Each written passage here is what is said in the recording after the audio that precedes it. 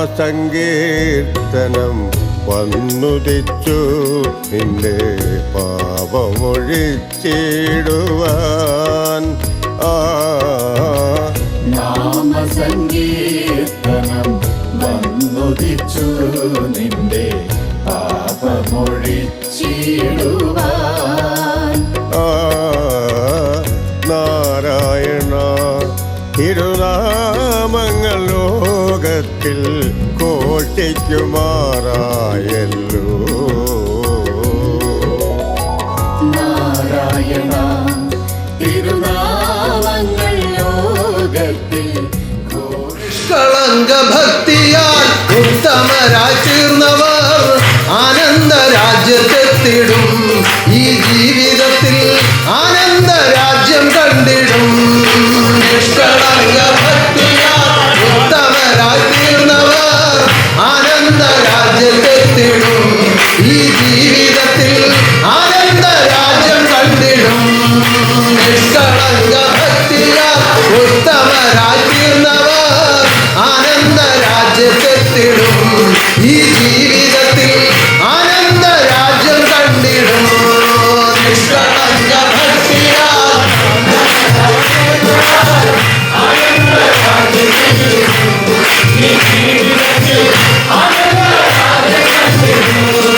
നിഷ്കളങ്ക ഭക്തിയാൽ ഉത്തമരായി തീർന്നവർ ആനന്ദ രാജ്യത്തെത്തിടും.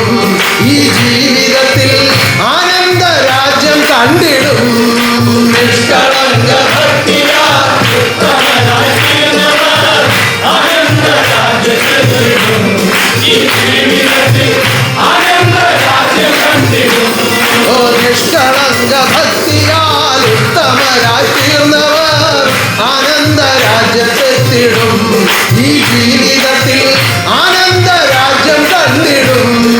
നിഷ്കളങ്ക ഭക്തിയാൽ ഉത്തമരായി തീർന്നവർ ആനന്ദ രാജ്യത്തെത്തിടും. ഈ ജീവിതത്തിൽ ആനന്ദ രാജ്യം കണ്ടിടും.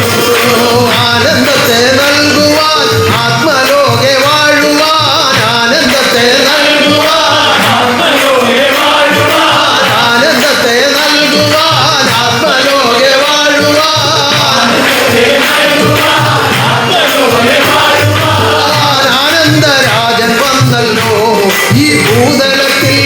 ആനന്ദരാജൻ വന്നല്ലോ. ആനന്ദരാജൻ വന്നല്ലോ ഈ ഭൂതലത്തിൽ. ആനന്ദരാജൻ വന്നല്ലോ. ആനന്ദത്തെ നൽകുവാൻ ആത്മലോകെ വാഴുവാൻ. ആനന്ദരാജൻ വന്നല്ലോ ഈ ഭൂതലത്തിൽ. ആനന്ദരാജൻ വന്നല്ലോ. ആനന്ദരാജൻ വന്നല്ലോ ഈ ഭൂതലത്തിൽ. നിഷ്കളങ്ക ജ്ഞാനത്തെ ആത്മാവിലായി കേൾക്കുക. നിഷ്കളങ്ക ജ്ഞാനത്തെ ആത്മാവിലായി കേൾക്കുക. നിഷ്കളങ്ക ജ്ഞാനത്തെ ആത്മാവിലായി കേൾക്കുക. നിഷ്കളങ്ക ജ്ഞാനത്തെ ആത്മാവിലായി കേൾക്കുക. നിഷ്കളങ്ക ജ്ഞാനത്തെ ആത്മാവിലായി കേൾക്കുക.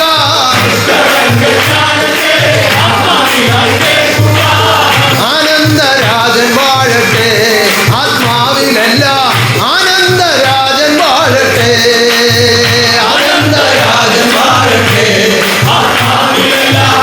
ആനന്ദരാജൻ വാഴട്ടെ. നിഷ്കളങ്ക ജ്ഞാനത്തെ ആത്മാവിലായി കേൾക്കുക.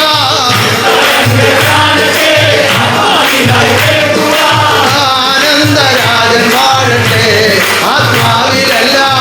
ആനന്ദരാജൻ വാഴട്ടെ. ആനന്ദരാജൻ വാഴട്ടെ ആത്മാവിലെല്ലാം. ആനന്ദരാജൻ വാഴട്ടെ. നിഷ്കളങ്ക ഖഡ്ഗിയെ ആത്മാവിലായി കാണുമ്പോൾ. നിഷ്കളങ്ക ഖഡ്ഗിയെ ആത്മാവിലായി കാണുമ്പോൾ. നിഷ്കളങ്ക ഖഡ്ഗിയെ ആത്മാവിലായി കാണുമ്പോൾ. നിഷ്കളങ്ക ഖഡ്ഗിയെ ആത്മാവിലായി കാണുമ്പോൾ. അതിയന്താനന്ദമല്ലോ ആത്മാവിലെല്ലാം. അതിയന്താനന്ദമല്ലോ. അതിയന്താനന്ദമല്ലോ ആത്മാവിലെല്ലാം. അതിയന്താനന്ദമല്ലോ. നിഷ്കളങ്ക ഖഡ്ഗിയെ ആത്മാവിലായി കാണുമ്പോൾ നിഷ്കളങ്ക ഖഡ്ഗിയെ ആദിയന്താനന്ദമല്ലോ ആത്മാവിലെല്ലാം ആദിയന്താനന്ദമല്ലോ ആദിയന്താനന്ദമല്ലോ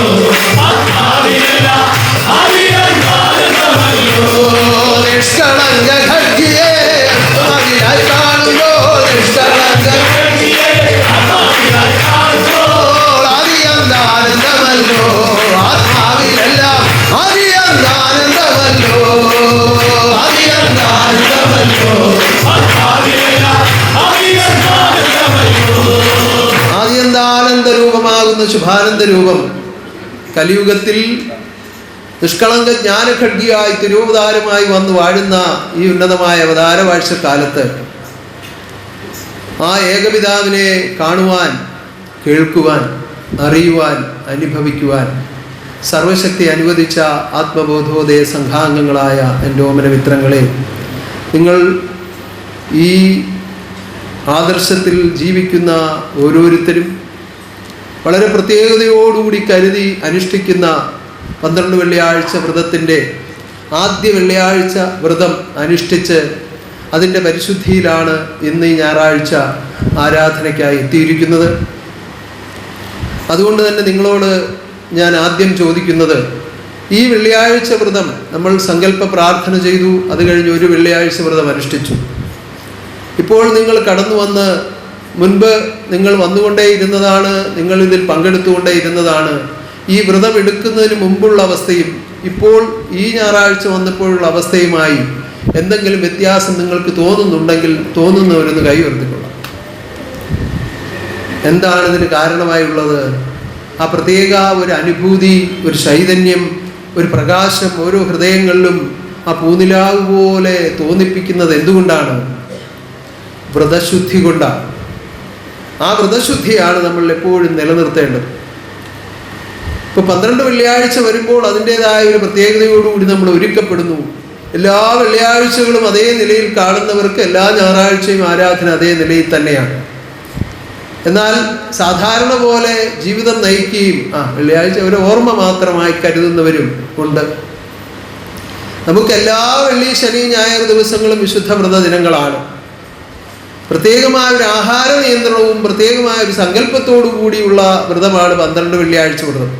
അതാണ് അതിനകത്തുള്ള ഏക വ്യത്യാസം, അല്ലാതെ വേറെ വ്യത്യാസമൊന്നുമില്ല. ആഹാരത്തിൽ ചെറിയ നിയന്ത്രണം, ഒരു സങ്കല്പ പ്രാർത്ഥന, ഇതോടൊപ്പം ഒരു ദക്ഷിണ വെച്ച് സങ്കല്പിച്ച് പ്രാർത്ഥിക്കുക.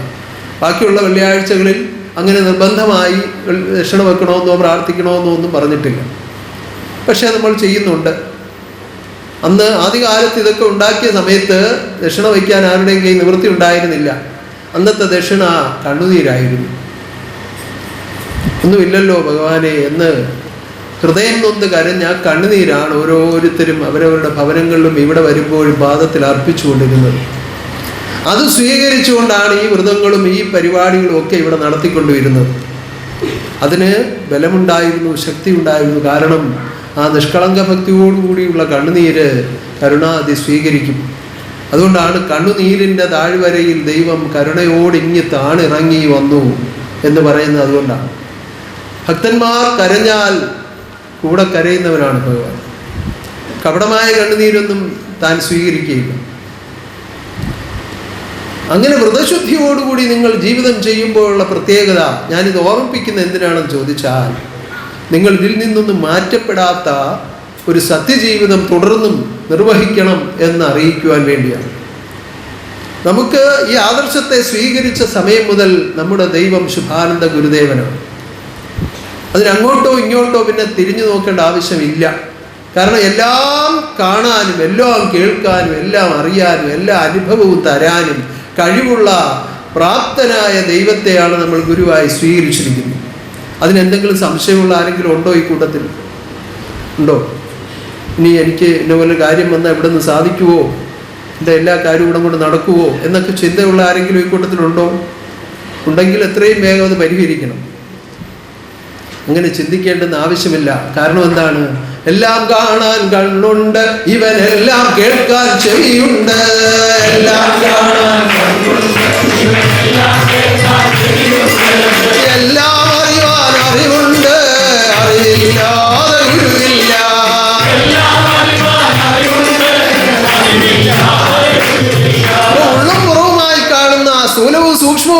കാണുന്ന സർവ്വ അറിവുകളും ഉൽപ്പാദിപ്പിക്കപ്പെട്ട ഏക കേന്ദ്രമാണ് ഗുരു. ആ ഗുരുവിനെ ആശ്രയിച്ച് ജീവിക്കുമ്പോൾ പിന്നെ യാതൊരു ഭയവും ഒന്നുകൊണ്ടും ആർക്കും ആവശ്യമില്ല, സംശയങ്ങൾ ആവശ്യമില്ല. അനേകം അനുഭവങ്ങളുള്ളവർ ഈ കൂട്ടത്തിലുണ്ട്. ഒരിടത്തും പരിഹരിക്കാൻ പറ്റാത്ത പല കാര്യങ്ങളും ഇവിടം കൊണ്ട് നേടിയെടുത്തവരുണ്ട്. പക്ഷേ ആ സമയം കഴിയുമ്പോൾ അതങ്ങ് മറന്നുപോകും. മറവി മനുഷ്യൻ്റെ കൂടപ്പിറപ്പാണ്. പക്ഷേ നന്മകളാരും മറക്കാൻ പാടില്ല. നന്മ ഒരിക്കലും ആരും മറക്കാൻ പാടില്ല. നന്മ മറന്നുപോയാൽ നമ്മൾ നന്ദിയില്ലാത്തവരായിപ്പോകും. നന്മ അറിയാത്തവർക്ക് നന്ദിയില്ല ഒരിക്കലും.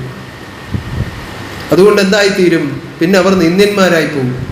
ദൈവത്തോട് നന്ദിപ്പെട്ട് ജീവിച്ചില്ലെങ്കിൽ ലോകത്തിൽ നിന്ന് നിന്ദ്യത അനുഭവിക്കേണ്ടി വരും.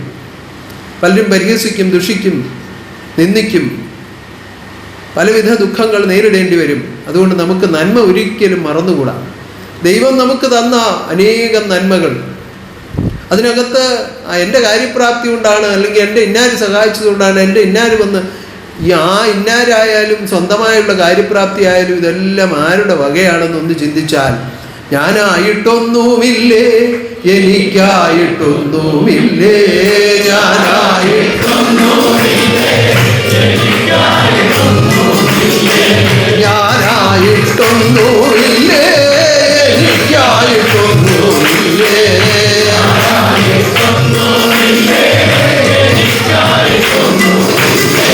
ഭഗവാനല്ലാതെ ഒന്നും എനിക്കായി കാണുന്നില്ലേ, ഭഗവാനല്ലാതെ ഒന്നും എനിക്കായി കാണുന്നില്ലേ.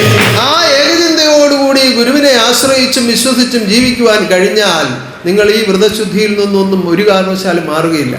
നമുക്കിത് മതി, ഈ ആദർശം മതി, ഈ ഗുരു മതി എന്ന തീരുമാനം ഹൃദയത്തിൽ അങ്ങ് ഉറപ്പിക്കും. ആ ഉറപ്പാണ് നിങ്ങൾക്ക് കിട്ടുന്ന രക്ഷ. വിശ്വാസിക്ക് ആശ്വാസം എന്നും കാണാം. ഇന്ന് 2 തവണ ഇവിടെ പാടിയിട്ടുണ്ട്. ഇന്നത്തെ നമ്മുടെ ആരാധന ആരംഭിച്ചു കഴിഞ്ഞ് 2 തവണയാണ് ആ പാട്ട് പാടിയത്, 2 പേര്. എത്ര തവണ പാടിയാലും നല്ലതാണ്. വിശ്വാസിക്ക് ആശ്വാസം എന്നും കാണാം, ആശ്വാസത്തിൽ കൂടി. അപ്പം നമുക്ക് വിശ്വാസത്തിൽ ഉറയ്ക്കണം, അപ്പോഴേ ആശ്വാസമെന്ന ഫലമുണ്ടാകും. വിശ്വാസമെന്ന വേര് ഉറയ്ക്കാതെ ആശ്വാസമെന്ന ഫലമുണ്ടാവുകയില്ല. ഇതൊക്കെ കൽപ്പനകളാണ്. അപ്പം നമുക്ക് വിശ്വാസത്തിൽ ഉറയ്ക്കട്ടെ, അതിനുവേണ്ടി വ്രതം എടുക്കുക. അല്ലാതെ എന്തെങ്കിലും ഒരു കാര്യം സാധിക്കാൻ വേണ്ടിയല്ല. എൻ്റെ ഗുരുവിനോടുള്ള ബന്ധം, അത് അഴിവില്ലാത്ത ബന്ധം, അത് എന്നിൽ ഉറപ്പിക്കപ്പെടുവാൻ ഞാനിതാ വ്രതമെടുക്കുന്നു. ശാന്തിയായി ഗുരുദേവൻ ദീർഘകാലം വാഴട്ടെ. എവിടെ വാഴട്ടെ? ഓരോ ഹൃദയങ്ങളിലും വാഴട്ടെ. സർവദോഷം തീരട്ടെ, സർവശാന്തി നൽകട്ടെ. സർവദോഷം തീരട്ടെ, സർവശാന്തി നൽകട്ടെ. ശാന്തിയായി ഗുരുദേവൻ ദീർഘകാലം വാഴട്ടെ. ശാന്തിയായി ഗുരുദേവൻ ദീർഘകാലം വാഴട്ടെ.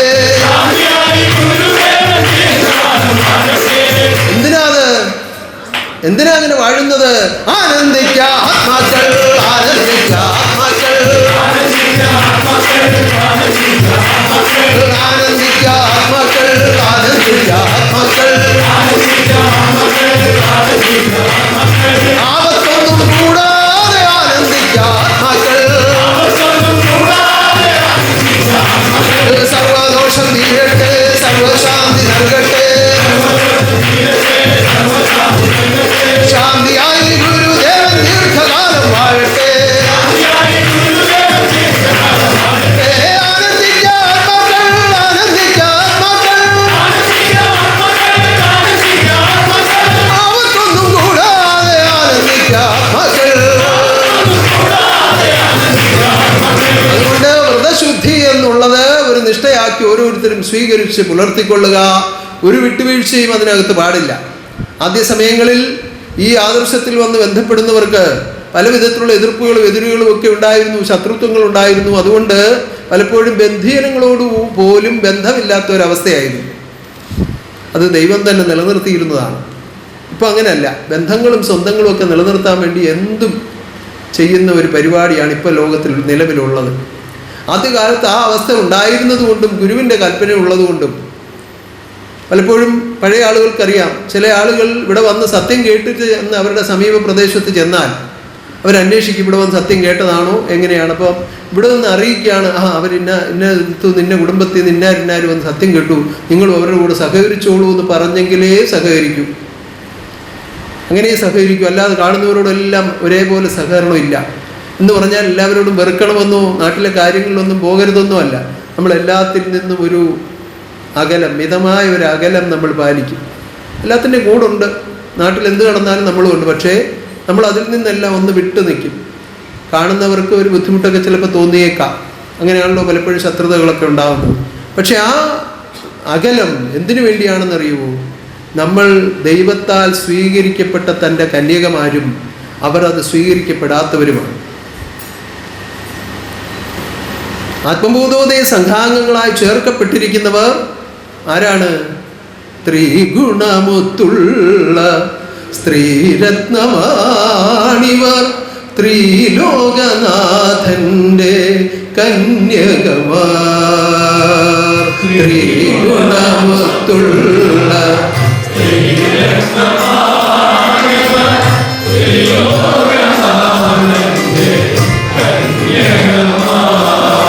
ഇവിടെ സ്ത്രീ പുരുഷ വ്യത്യാസമില്ല. ഗുരു മാത്രമേ ഉള്ളൂ പുരുഷനും ലോകവശാലുള്ള പുരുഷനും സ്ത്രീയും തനിക്ക് നാരിമാരാണ്. ഇപ്പം ആത്മബോധോദയം സംഘാംഗങ്ങളായി ഗുരുവിൻ്റെ ശിഷ്യരായി തീർന്നു കഴിയുമ്പോൾ തൻ്റെ കന്യകമാരാണ് എല്ലാവരും. സത്യം പാലിച്ച് ജീവിക്കുന്ന കാലത്തോളം നിങ്ങൾ കന്യകമാരാണ്. സത്യത്തിൽ തെറ്റിയാൽ പിന്നെ വേറെ പേരാണ്. അവിടെ കന്യകത്വം ഇല്ല, പിന്നെ കന്യകാത്വം ഇല്ല, അത് പോയി, നശിച്ചു പോയി, പിന്നെ വേറെ പേരാണ്. അപ്പം ആ കന്യകമാരായി ജീവിക്കുന്ന, സത്യം പാലിച്ച് ജീവിക്കുന്ന ത്രിലോകനാഥൻ്റെ പത്നിമാരായ എൻ്റെ മിത്രങ്ങളെ, നിങ്ങൾ അസത്യത്തോട് കൂട്ടുപിടിക്കരുതേ, അധർമ്മത്തോട് കൂട്ടുപിടിക്കരുതേ. നാട്ടിൽ നടക്കുന്ന എല്ലാ ആഡംബര കർമ്മങ്ങളിലും പോയി ബന്ധപ്പെടുവാനായി ഈ നല്ല കർമ്മങ്ങളിൽ നിന്ന് ഒഴിവാകരുതേ. നാട്ടിലൊരു വിവാഹം നടക്കുന്നു, അല്ലെങ്കിൽ ഒരു ഗൃഹപ്രവേശം നടക്കുന്നു, അതുപോലുള്ള അത്യാവശ്യ കാര്യങ്ങൾ നടക്കുന്നു, അല്ലെങ്കിൽ ഒരു ആപത്ത് വന്ന ഒരാളിനെ സഹായിക്കേണ്ട സന്ദർഭം വരുന്നു, അതിലെല്ലാം നമ്മൾ ഉണ്ടാവണം. പക്ഷേ ഈ ആരാധന ഉപേക്ഷിച്ചിട്ടോ നല്ല കർമ്മങ്ങൾ ഉപേക്ഷിച്ചിട്ടോ ആകരുത്. നമ്മുടെ സത്യത്തെ മറച്ചു പിടിച്ചുകൊണ്ടൊരു കർമ്മം ചെയ്യേണ്ടുന്ന അവസ്ഥയിലാണെങ്കിൽ അത് ചെയ്യരുത്.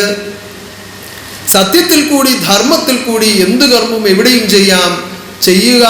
അതിൻ്റെ ഫലം നമ്മൾ നോക്കരുത്. അവരെന്നെ നോക്കുന്നുണ്ടോ, അവരെന്നെ നോക്കി ചിരിക്കുന്നുണ്ടോ, ഇതൊന്നും നമ്മുടെ കാര്യമേ അല്ല. നമുക്കതിൻ്റെ ഒന്നും ആവശ്യമില്ല. ഭഗവാൻ എനിക്ക് തന്നു, ഉള്ളതിൽ പങ്ക് ഞാൻ അവർക്ക് കൊടുത്തു, കഴിഞ്ഞു. അതിനകത്ത് എന്താ അവകാശം ആരോട് പറയാനാണ്? ഞാൻ ഇന്നിപ്പോൾ എന്നെ പോലെ 1000 രൂപ നിനക്ക് തന്ന് നീ കണ്ടിട്ട് മിണ്ടിയില്ലല്ലോ, വേണ്ട, എന്തിനാ മിണ്ടുന്നേ? ആ മിണ്ടല് നമുക്ക് വേണ്ട. നമുക്ക് തന്ന ദൈവം നമ്മളെ നിയോഗിച്ചു, ആ നിയോഗം നമ്മൾ അനുസരിച്ചു. നമുക്ക് 10,000 വേറെ തരും ദൈവം, അത് മതി. പണ്ടൊരു പഴമൊഴിയുണ്ട്, കൊടുത്താൽ കൊല്ലത്തും കിട്ടും എന്ന് പറഞ്ഞാൽ അതിൻ്റെ അർത്ഥം എന്താണ്? ഇവിടെ കൊടുക്കുന്നവരെല്ലാം കൊല്ലത്തിൽ നിന്ന് മേടിച്ചോണമെന്നാണ്? അല്ല. ഈ പ്രകൃതിയിൽ നമ്മൾ എന്തു ചെയ്താലും അതിന് കൃത്യമായ ഒരു പ്രതിഫലമുണ്ട്. നല്ലത് ചെയ്താൽ നല്ലത് കിട്ടും, ചീത്ത ചെയ്താൽ ചീത്ത കിട്ടും. ഇന്നല്ലെങ്കിൽ നാളെ. ജീവിതത്തിൻ്റെ രേഖ സമാന്തര രേഖകളല്ല. പലരും ചിന്തിക്കുന്ന അങ്ങനെയാണ്. നമ്മുടെ ഒരു ജീവിത ചക്രമെന്ന് പറയുന്നത് ഒരു നേർരേഖയല്ല, ഒരു വൃത്താകൃതിയിലാണ്. അതിങ്ങനെ കറങ്ങിക്കൊണ്ടേയിരിക്കുകയാണ്. നമ്മൾ കടന്നുപോയ വഴികളിലൂടെ അതിൻ്റെ കർമ്മഫലങ്ങളെ സ്വീകരിക്കാൻ വീണ്ടും വീണ്ടും ആ വരകളിലൂടെ, ആ യാത്രാ പന്ഥാവിലൂടെ ഇങ്ങനെ വന്നുകൊണ്ടേയിരിക്കും. ഒരിക്കൽ നീ വെച്ചുപോയതൊക്കെ നീ തന്നെ സ്വീകരിക്കേണ്ടി വരും. അതുകൊണ്ട് നന്മയെ ബന്ധിച്ചു ചിന്ത വേണം, അപ്പോൾ അന്ധത മാറുന്നു മാനസത്തിൽ.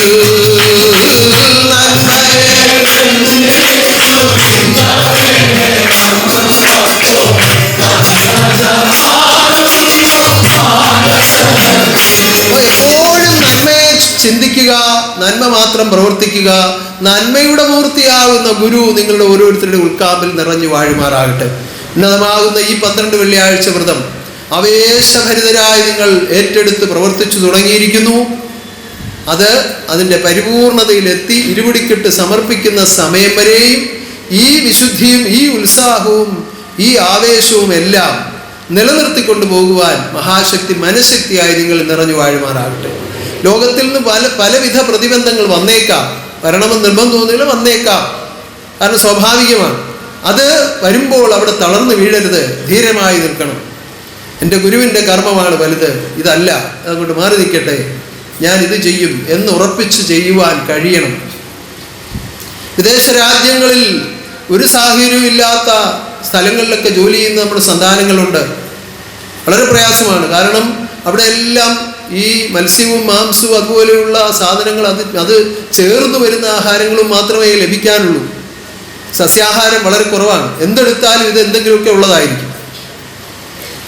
അങ്ങനെയുള്ള സ്ഥലത്തൊക്കെ നിന്ന് ജോലി ചെയ്യുന്ന എൻ്റെ സന്താനങ്ങൾ ഈ വ്രതമെടുക്കാൻ പെടുന്ന പാട് പലപ്പോഴും പലരും പറയാറുണ്ട്.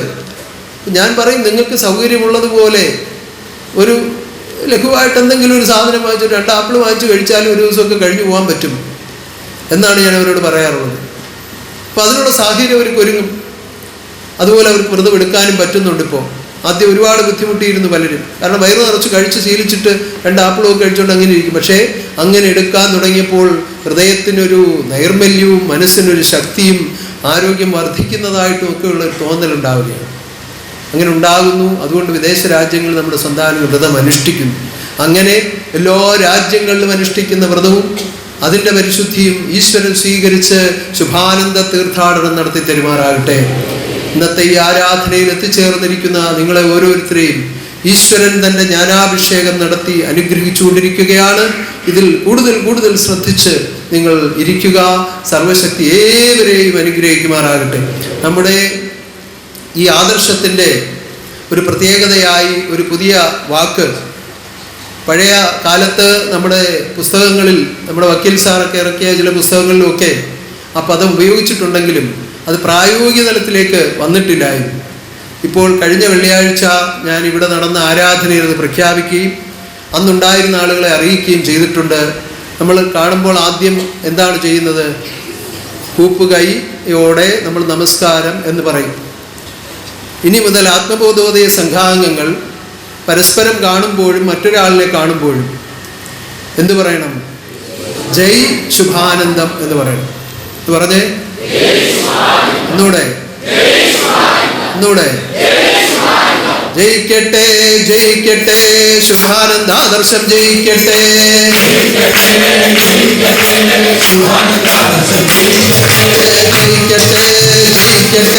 ശുഭാനന്ദാദർശം ജയിക്കട്ടെ.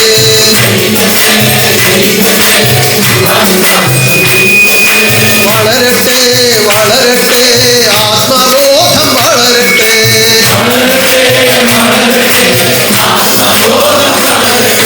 ജയിക്കട്ടെ ജയിക്കട്ടെ ശുഭാനന്ദാദർശം ജയിക്കട്ടെ.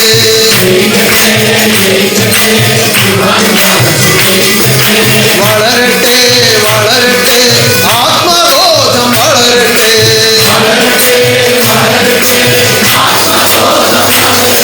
വർഷങ്ങളായി പരിചയിച്ചു വന്നതാണ് നമസ്കാരം. അത് ആവശ്യത്തിനും അനാവശ്യത്തിനും അങ്ങനെ പ്രയോഗിച്ചുകൊണ്ടിരുന്നതാണ് അല്ലേ? ആവശ്യത്തിന് മാത്രമല്ല പലരും പറയുന്നത്, അനാവശ്യത്തിനും പറയും. എന്ന് പറഞ്ഞാൽ ചീത്ത പറയുന്നു എന്നല്ല, എങ്കിലും ആ ഭക്തി പ്രകടിപ്പിക്കാൻ വേണ്ടി കൂടുതൽ അങ്ങനെ പ്രയോഗിച്ചുകൊണ്ടിരുന്നവർ ഇതിൻ്റെ നാക്കെ തത്തിക്കളിച്ചുകൊണ്ടിരിക്കുക പലർക്കും. ഇതൊന്ന് മാറ്റി പറയുമ്പോൾ പലർക്കും വലിയ പ്രയാസമുണ്ട്. പ്രയാസപ്പെടണ്ട, പരിചയിക്കണം. അറിയിക്കുന്ന അറിവുകളെ സ്വീകരിച്ച് പ്രവർത്തിക്കുന്നതാണ് ശിഷ്യൻ്റെ കടമ. അതുകൊണ്ട് ഇനി മുതൽ നമ്മൾ എന്തു പറയും?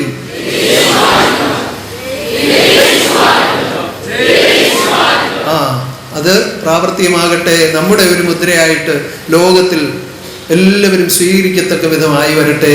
ശുഭാനന്ദ ആദർശം ലോകത്തെ ഭരിക്കട്ടെ.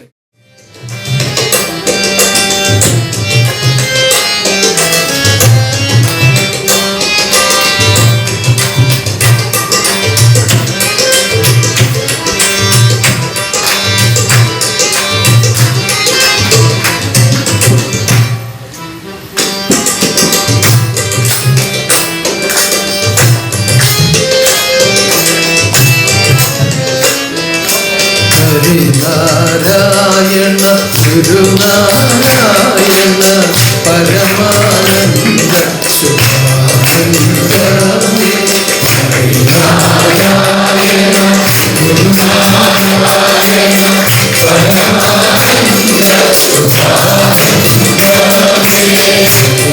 നാരായണ ഗുരുനാരായണ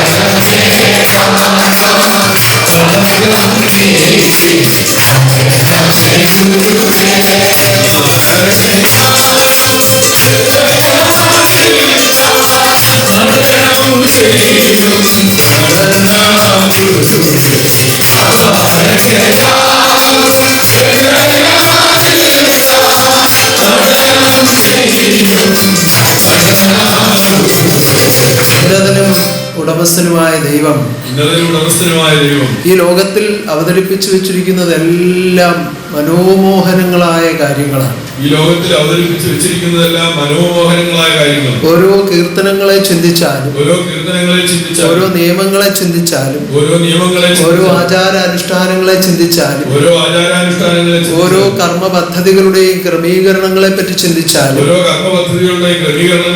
അങ്ങനെ ഓരോന്ന് ചിന്തിക്കുമ്പോഴും അന്തമില്ലാത്ത സുഖമാണ് ഓരോന്നിൽ നിന്നും എത്തുന്നത്. എത്രയോ വർഷം മുമ്പ് ആരാധനകൾ നടക്കുമ്പോൾ ഹാരാർപ്പണം എന്നൊരു പരിപാടി ഉണ്ടായിരുന്നു.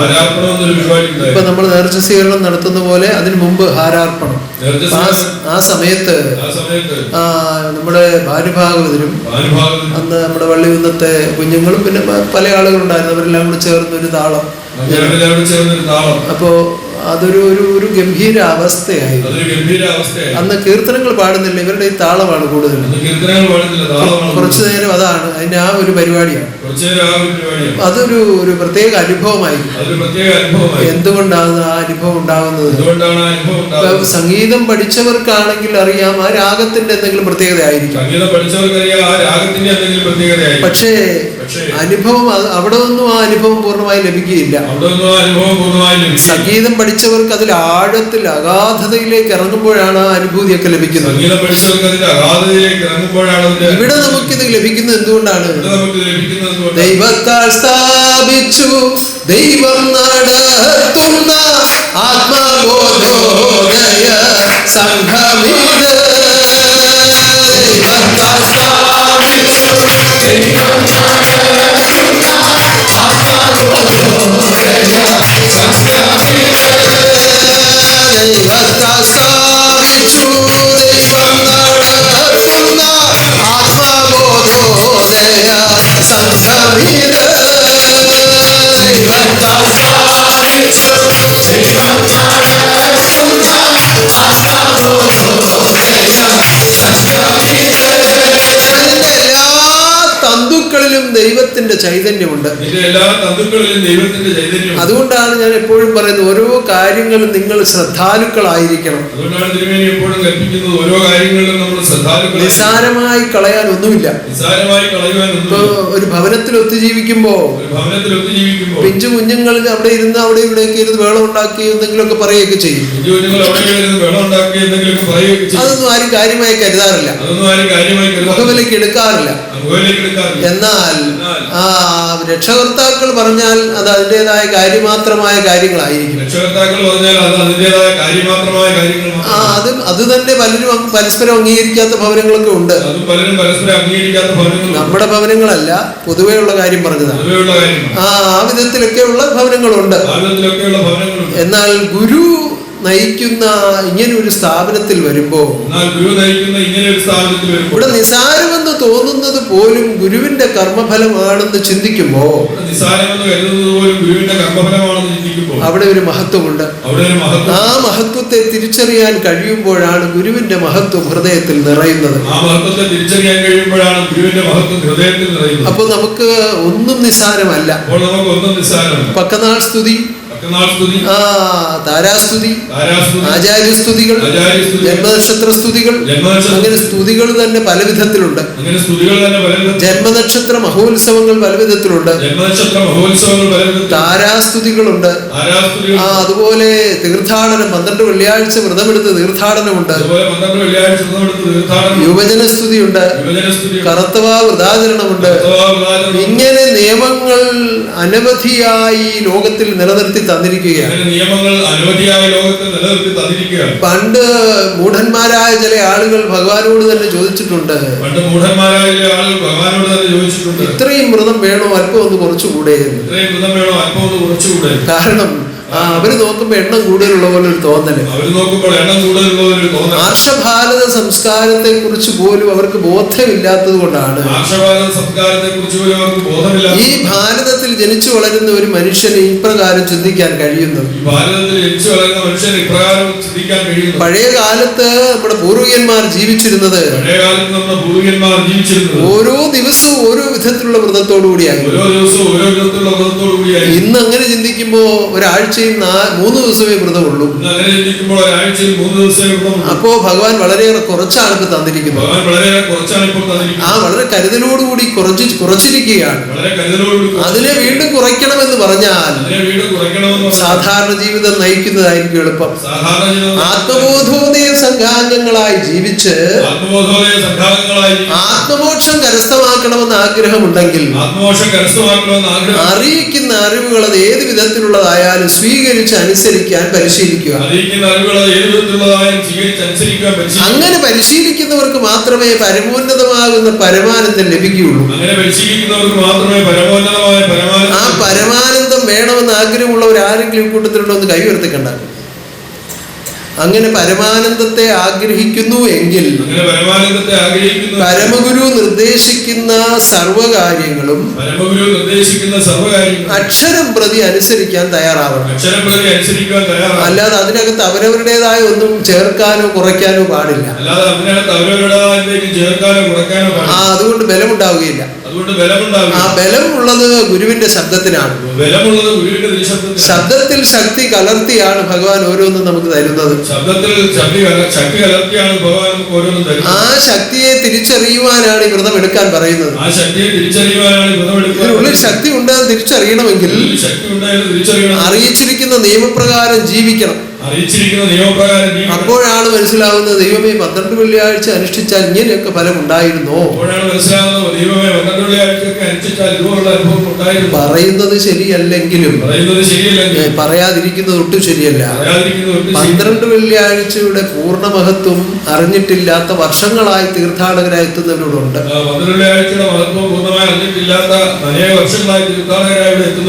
ആരോടും പറയരുത്, മോശമാണ് കേട്ടോ. ആരും പറയല്ലേ, സത്യമാണ് പറഞ്ഞത്. 12 വെള്ളിയാഴ്ചയുടെയും ഈ തീർത്ഥാടനത്തിൻ്റെയും പൂർണ്ണമായ മഹത്വം ഈ അനേക വർഷം തീർത്ഥാടകരായി വന്നിട്ട് അവരറിഞ്ഞിട്ടില്ല. അവരുടെ വിചാരം 2 കിലോ അരിയും 2 കിലോ അവലും ഇവിടെ കൊണ്ടുവച്ചാൽ എല്ലാം ആയെന്നാണ്. ഒന്നും ആവുകയില്ല. പിന്നെ എന്ത് ചെയ്യണം? വ്രതമെടുക്കുവൻ ശക്തി വരത്തുള്ളിൽ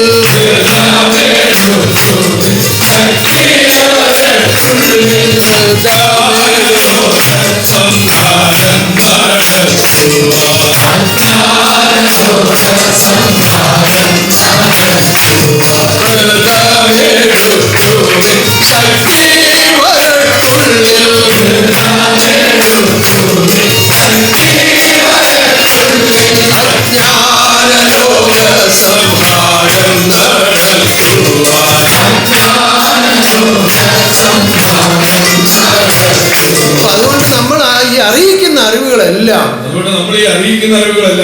പൂർണ്ണമായും അറിഞ്ഞ് അനുഷ്ഠിക്കണം. 12 വെള്ളിയാഴ്ച വ്രതം എടുക്കാൻ പറഞ്ഞാൽ അതിന്റെ വ്യവസ്ഥകൾ ആദ്യം മനസ്സിലാക്കണം. എന്താണ് നിന്റെ ഉദ്ദേശം? എങ്ങനെയാണ് ഇത് പൂർത്തീകരിക്കേണ്ടത്? ഏത് വിധത്തിലൊക്കെ ഞാൻ എന്റെ ജീവിതത്തെ ക്രമപ്പെടുത്തണം? ഇത് അങ്ങനെ അന്വേഷിക്കുകയില്ല. 12 വെള്ളിയാഴ്ച വ്രതം എടുക്കാൻ പറഞ്ഞു.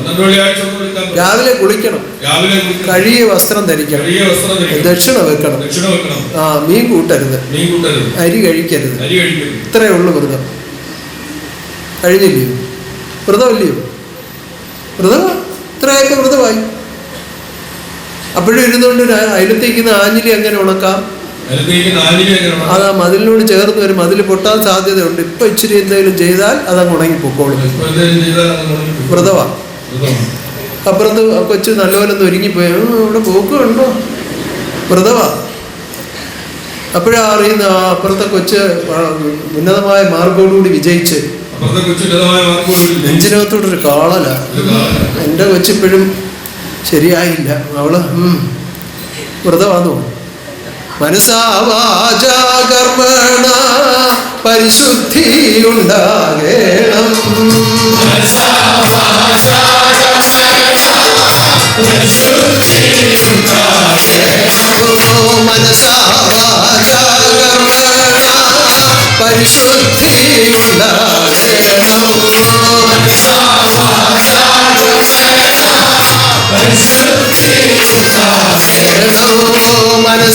വാചാ കർമ്മണ പരിശുദ്ധി ഉണ്ടാകേണം.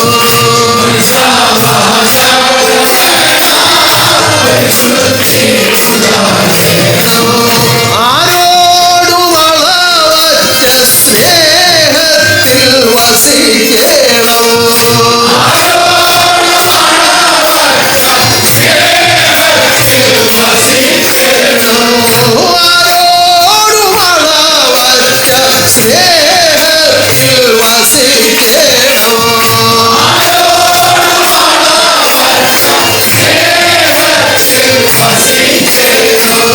മനസാ വാചാ കർമ്മണ പരിശുദ്ധി ഉണ്ടാകേണം.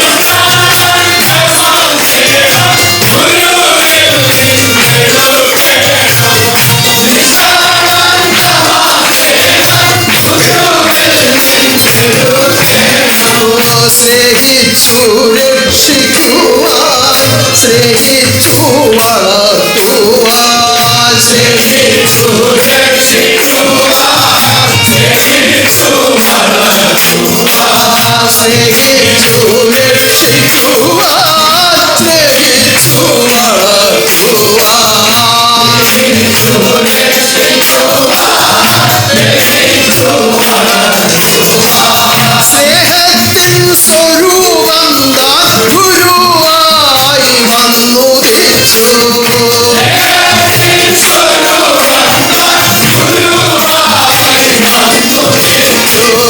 സ്നേഹിച്ചു രക്ഷിക്കുവാൻ, സ്നേഹിച്ചു വളർത്തുവാൻ, സ്നേഹിച്ചു രക്ഷിക്കുവാൻ, സ്നേഹിച്ചു വളർത്തുവാൻ, സ്നേഹത്തിൻ സ്വരൂപം താൻ ഗുരുവായി വന്നുദിച്ചു.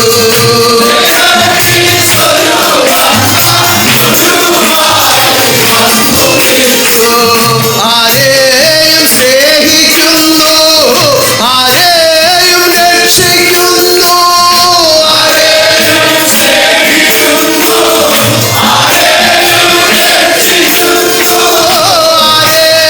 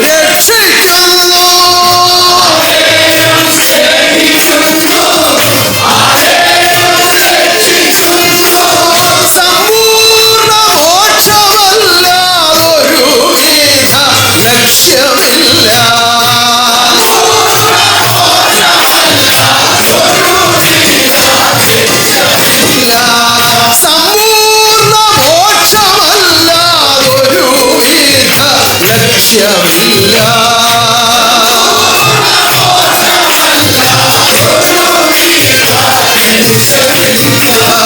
ഗുരുവിനെ കണ്ടുകൊള്ളുക, സ്നേഹം പഠിച്ചുകൊള്ളുക.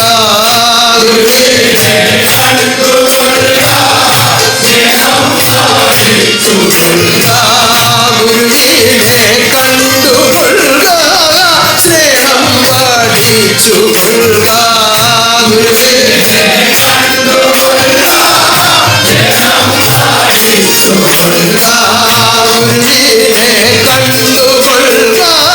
സ്നേഹം പഠിച്ചുകൊള്ളുക. ഗുരുവിനെ കണ്ടുകൊള്ളുക, സ്നേഹം പഠിച്ചുകൊള്ളുക. പ്രതിഫലമിച്ഛിക്കാതെ ആരെയും സ്നേഹിക്കുക.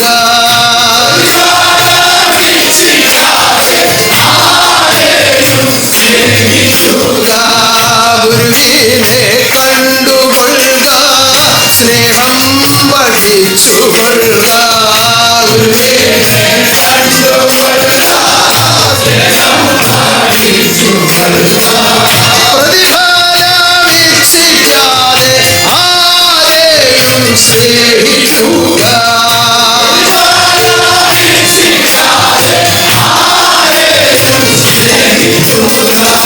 സ്നേഹമെന്നത് ലോകത്തിൽ അവതരിപ്പിക്കുവാൻ പറ്റുന്ന ബഹുവിധമായ കർമ്മങ്ങളുണ്ട്. അത് വെറും പ്രകടനമായി മാറരുത്. ബാഹ്യമായ പ്രകടനങ്ങളല്ല നമുക്ക് വേണ്ടത്. ഇന്ന് ഇവിടെ വന്ന ഒരു കുഞ്ഞിനോട് ഞാൻ സ്നേഹത്തെ പറ്റി ചോദിച്ചു. ഇപ്പോ അച്ഛനമ്മമാര് വീട്ടിൽ കുഞ്ഞുങ്ങളെ വളർത്തുമ്പോ അയലത്തെ കുഞ്ഞുങ്ങൾ അതിന്റെ ഇടയിലോട്ട് വന്നാൽ ബോധമുള്ളവരവരോട് എങ്ങനെയാണ് പെരുമാറുക? ചിലർക്ക് അയലത്തുകാർ വരുന്നത് ഇഷ്ടമല്ലാത്തവരുണ്ട്, അവരുടെ കാര്യമല്ല, ബോധമുള്ളവരുടെ കാര്യമാണ് പറയുന്നത്. എന്താ കുഞ്ഞെ വന്നത്? അച്ഛനും അമ്മ എന്ത് അവിടെ എന്തുകൊണ്ട് വിശേഷം? വളരെ സന്തോഷമായിട്ട് അവരോട് പെരുമാറും. അപ്പോഴായിരിക്കും ഈ വന്ന കുഞ്ഞിനോടൊപ്പം ഇവിടുത്തെ കുഞ്ഞ് വെളിയിലോട്ട് ഇറങ്ങാൻ തുടങ്ങുന്നത്. അപ്പൊ പറയടാ ഇങ്ങോട്ട് കയറിക്കും, നീ ഇവിടെ പോന്നു. അപ്പൊ അവരോട് വേറൊരു ടോണാണ്, വേറൊരു ശബ്ദമാണ്. അപ്പൊ ആ ഭാവം കാണുമ്പോ ഈ വീട്ടിലെ കുഞ്ഞിന്, സ്വന്തം കുഞ്ഞിന് തോന്നും എന്നോടൊരു സ്നേഹമില്ല, അവനോടാ സ്നേഹം. അതിൽ യഥാർത്ഥ സ്നേഹം ഏതാണ്? സ്വന്തം കുഞ്ഞിനോടുള്ള സ്നേഹം പോലെ അയലത്തെ കുഞ്ഞിനോട് എന്തായാലും ഉണ്ടാവുകയില്ല. പക്ഷെ ആരെയും ഒന്നുപോലെ സ്നേഹിക്കാനാണ് നമ്മളെ പഠിപ്പിക്കുന്നത്. പക്ഷേ നമ്മുടെ കുഞ്ഞിനോട് അപ്പോൾ പ്രകടിപ്പിച്ച ഭാവം അവന്റെ നന്മയ്ക്ക് വേണ്ടിയുള്ളതാണ്. കാരണം ഒരാൾ ഒറ്റയ്ക്ക് പോകുമ്പോൾ കുസൃതികൾ കുറയും, കൂട്ട് കിട്ടുമ്പോഴാണ് കുസൃതികൾ കൂടുന്നത്. അപ്പൊ ഈ രണ്ടുപേരോട് ഒരുമിച്ച് പോയാൽ കുസൃതി കൂടുതൽ കാണിക്കുമെന്നുള്ളത് കൊണ്ടാണ് അവരെ അകത്ത് ശകാരിച്ച് അകത്ത് കയറ്റി ഇരുത്തിയത്. കുസൃതി കാണിക്കുമ്പോൾ പലവിധ അപകടങ്ങൾ ഉണ്ടാകും. ആ അപകടത്തിൽ നിന്ന് അവനെ ഒഴിവാക്കുവാനുള്ള രക്ഷകർത്താവിന്റെ ഹൃദയത്തിലെ കരുതലാണ് ആ ശാസനയായി വന്നത്.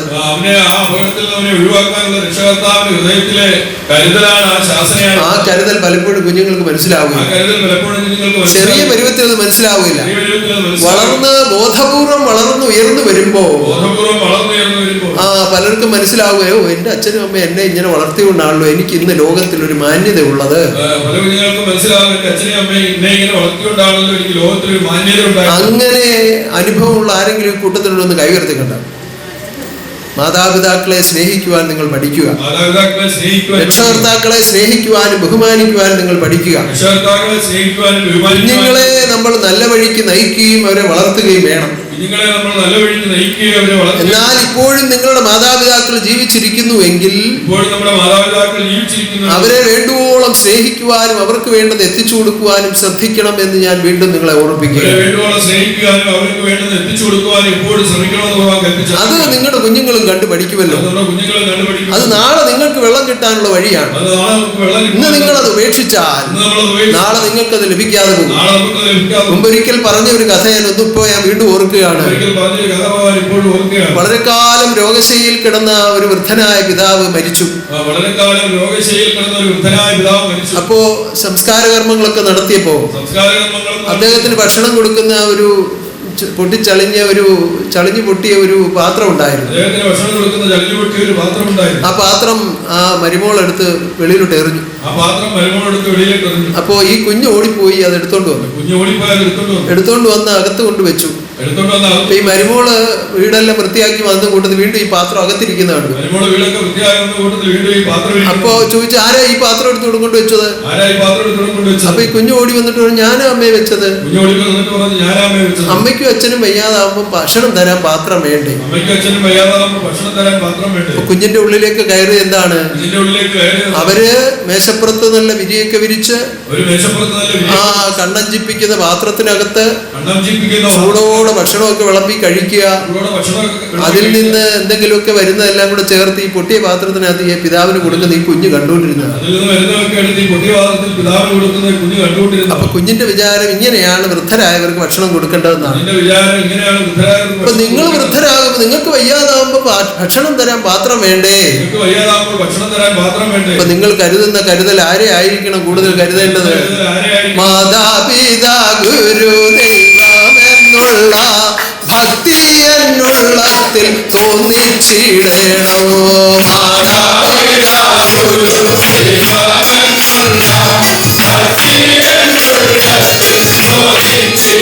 അപ്പോ മാതാപിതാ ഗുരു ദൈവമെന്ന തത്വം നിങ്ങൾ മറന്നു പോകരുത്. ആ ഉന്നതമാകുന്ന തത്വങ്ങളിൽ അധിഷ്ഠിതമായി നിന്നുകൊണ്ട് കുഞ്ഞുങ്ങളെ സ്നേഹിക്കേണ്ട വിധം സ്നേഹിക്കുക. ഇപ്പൊ കുഞ്ഞുങ്ങളെ സ്നേഹിച്ച് അവർക്ക് അച്ഛനാരാ അമ്മയാരാ ബഹുമാനിക്കേണ്ടവരൊക്കെ ആരാന്ന് തിരിച്ചറിവില്ലാത്ത അവസ്ഥയിലാണ്. ബെസ്റ്റ് ഫ്രണ്ട്സ് എന്ന് പറഞ്ഞു കഴിഞ്ഞാൽ അച്ഛന്റെയും അമ്മയുടെ പേരാണ് പറയുന്നത്. അച്ഛനും അമ്മയ്ക്കും പകരം ആരുണ്ടാവും? അതാണ് ഇപ്പോഴത്തെ സംസ്കാരം. അല്ല, നമ്മൾ അച്ഛൻ നിൽക്കേണ്ട സ്ഥാനത്ത് അച്ഛൻ നിൽക്കണം, അമ്മ നിൽക്കേണ്ട സ്ഥാനത്ത് അമ്മ നിൽക്കണം. ആ സഹോദരങ്ങൾ അവരവരുടെ സ്ഥാനത്ത് നിൽക്കണം. അല്ലാതെ അതിന് പകരം വെച്ച് പെരുമാറുന്നത് ഒരിക്കലും ശരിയാവുകയില്ല.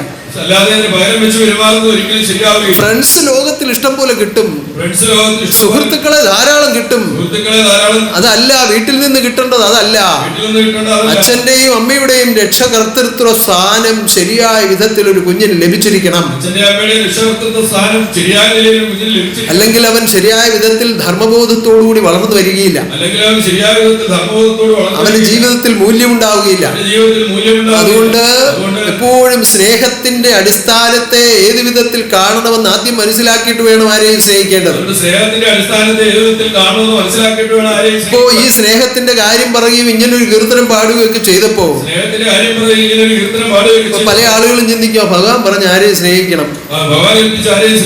പണ്ടൊരു ഉദാഹരണം പറഞ്ഞ പോലെ ഒരു ആന ഇങ്ങനെ അനങ്ങാതെ നിൽക്കുകയാണ്. മുമ്പിൽ കഴിക്കാനൊന്നുമില്ല, മുമ്പിൽ താത്തൊരു ഞാൻ അനങ്ങാതെ നിൽക്കുക. അയ്യോ പാവം, ഇതുപോലൊരു പാവം ലോകത്തിലില്ല.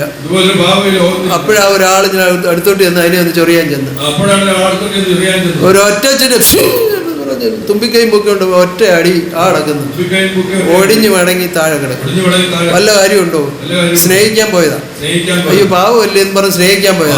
അപ്പൊ ആളറിയാതെ സ്നേഹിക്കരുത്. ആ സ്നേഹത്തിന്റെ ആ വകുപ്പ് കൃത്യമായി മനസ്സിലാക്കിയിരിക്കണം. ആരെയും സ്നേഹിക്കുക എന്ന് പറഞ്ഞാൽ ആനയോട് സ്നേഹം തോന്നിയാൽ എങ്ങനെ വേണം? അതിന്റെ പാപ്പാൻ എടുത്തുണ്ടോ എന്ന് ആദ്യം നോക്കണം. അതുമില്ല, അതിന് ആഹാരമില്ലാതെ വിഷമിച്ചിരിക്കുകയാണെന്ന് മനസ്സിലാക്കിയാൽ ദൂരെ നിന്ന് ആഹാരം എത്തിച്ചു കൊടുക്കാം. അല്ലാതെ അതിന് പരിചയമില്ലാത്ത ഒരാൾ അതിന്റെ അടുത്തേക്ക് എന്നാൽ ജീവിതം വഴിമുട്ടിയത് തന്നെ. അല്ല, ജീവൻ അസ്തമിക്കാൻ തന്നെ അത് മതി. അപ്പൊ സ്നേഹത്തിന്റെ വഴി പ്രത്യേകമായി മനസ്സിലാക്കണം. അച്ഛനമ്മമാരെ സ്നേഹിക്കുന്നതിന് ഒരു നില, മക്കളെ സ്നേഹിക്കുന്നതിന് ഒരു നില, ഭാര്യയും ഭർത്താവും തമ്മിൽ സ്നേഹിക്കുന്നതിന് ഒരു നില. ഇപ്പൊ ഈ സ്നേഹം വെച്ചാണ് ഇപ്പോ ലോകത്തിൽ എല്ലാ മുതലെടുപ്പും നടക്കുന്നത്. ഭാര്യ രാവിലെ ഭർത്താവ് ഓഫീസിൽ പോയി കഴിയുമ്പോ വിളിക്കും, ചേട്ടാ ഓഫീസിലെത്തിയോ? ഇന്ന് എന്തെങ്കിലും വിശേഷമുണ്ടോ? ഇന്നെന്തോ പ്രത്യേകിച്ച് വിശേഷമൊന്നുമില്ല, ഞാൻ വന്ന് ജോലിയും കൊണ്ട് തുടങ്ങിയതേ ഉള്ളൂ. എന്താ വിശേഷം? ഒന്നുകൂടെ ഓർത്ത് നോക്കിയേ. ഓ എന്തോ പ്രത്യേകിച്ചൊന്നുമില്ല. കലണ്ടറിലൊന്നും നോക്കി പ്രത്യേകിച്ചൊന്നുമില്ല. നിങ്ങൾക്കത് ഓർമ്മയില്ലല്ലേ? നിങ്ങൾക്ക് ഓർമ്മയില്ലല്ലേ, നിങ്ങളെന്നെ മറന്നല്ലേ? എന്തുവാ അവിടെ പിറന്നാളാന്ന് ഭർത്താവ് ഓർത്തില്ല, എത്രയേ ഉള്ളു കാര്യം. മുട്ടം വഴക്കന്ന് ചോറും വെച്ചില്ല, പാവം പിടിച്ചവനെ പട്ടിണിക്ക് വിട്ട്. സ്നേഹമാണ് ഇത്. എടാ ജോലിഭാരവുമായി ഓടി കിടക്കുന്ന ഭർത്താവ് ഈ ഭാര്യയുടെ പിറന്നാൾ ഓർത്തുകൊണ്ട് നടക്കണമെന്ന് പറഞ്ഞാൽ ഇതൊക്കെ എവിടുത്തെ നിയമം? തിരിച്ചുകൊണ്ട് ഭർത്താക്കന്മാർക്കുണ്ട്. ആണുങ്ങളിരുന്നങ്ങ് ചിരിക്കണ്ട, ആണുങ്ങൾക്കും ഉണ്ട് ഈ സ്വഭാവം. അത് അവരതിനേക്കാൾ അപ്പുറം. നീ എന്താ എൻ്റെ ബെൽറ്റ് എടുത്ത് വെക്കാൻ? പാൻറ്റും ഉടുപ്പും എല്ലാം എടുത്ത് അവിടെ വെച്ച് ബെൽറ്റ് അവിടെ തൂക്കിയിട്ടുണ്ട്, അതങ്ങ് എടുത്താൽ പോരെ. അതിന് അന്നത്തടി ആ ബെൽറ്റ് എടുത്ത് അവളെ അടിക്കും. ഇത് ചിലരുടെ സ്വഭാവം. ഇതൊന്നും സ്നേഹമല്ല. യഥാർത്ഥമായ സ്നേഹം ഇതൊന്നുമല്ല. അറിഞ്ഞറിഞ്ഞാരാധിപ്പാൻ കഴിവുണ്ടെങ്കിൽ അളവറ്റ സ്നേഹമുള്ളിൽ ഉദിച്ചുയരും. അറിഞ്ഞറിഞ്ഞാരാധിപ്പാൻ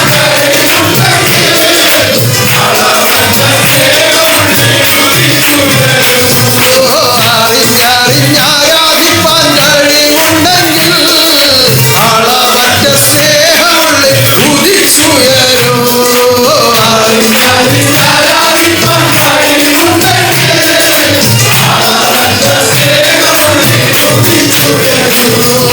നിഷ്കളങ്ക ജ്ഞാനരൂപമുള്ളിൽ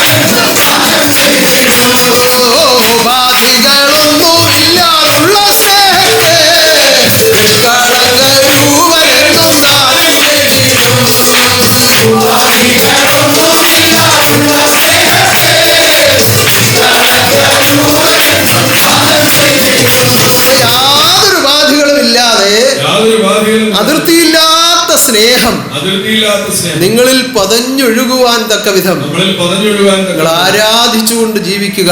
ആരാധിച്ചുകൊണ്ട് ആരാധ്യരൂപനാകുന്ന ഗുരുവിനെ ആരാധിച്ചുകൊണ്ട് ജീവിക്കുക. ആരാധ്യരൂപനാകുന്ന ഗുരുവിനെ ആരാധിച്ചു അറിഞ്ഞറിഞ്ഞ് നിങ്ങൾ ആരാധിക്കും തോറും അറിഞ്ഞ് നമ്മൾ ആരാധിക്കുന്നു. ശത്രുവായി കരുതിയിരുന്നവരെ പോലും മിത്രങ്ങളായി സ്നേഹിക്കുവാനുള്ള പ്രാപ്തി നിങ്ങളിൽ ഉണ്ടാകും. ശത്രുവായി കരുതിയിരുന്നവരെ പോലും മിത്രങ്ങളായി സ്നേഹിക്കുവാനുള്ള പ്രാപ്തി. ഇപ്പോ സ്നേഹിക്കണം, അങ്ങനെ വേണം, ഇങ്ങനെ വേണം, ഒത്തൊരുമിക്കണം എന്നൊക്കെ പറയുമ്പോ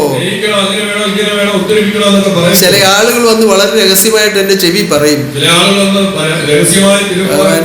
ഇന്നടുത്ത് ഇന്നാര് എന്നോട് ഇന്ന പോലെ അന്ന് ചെയ്തതാ, ഞാൻ എങ്ങനെയാ പറ്റി അയാളോട് ഞാൻ മുഖത്ത് പോലും നോക്കുന്നത്, എന്നെ പോലും എടുത്തില്ല.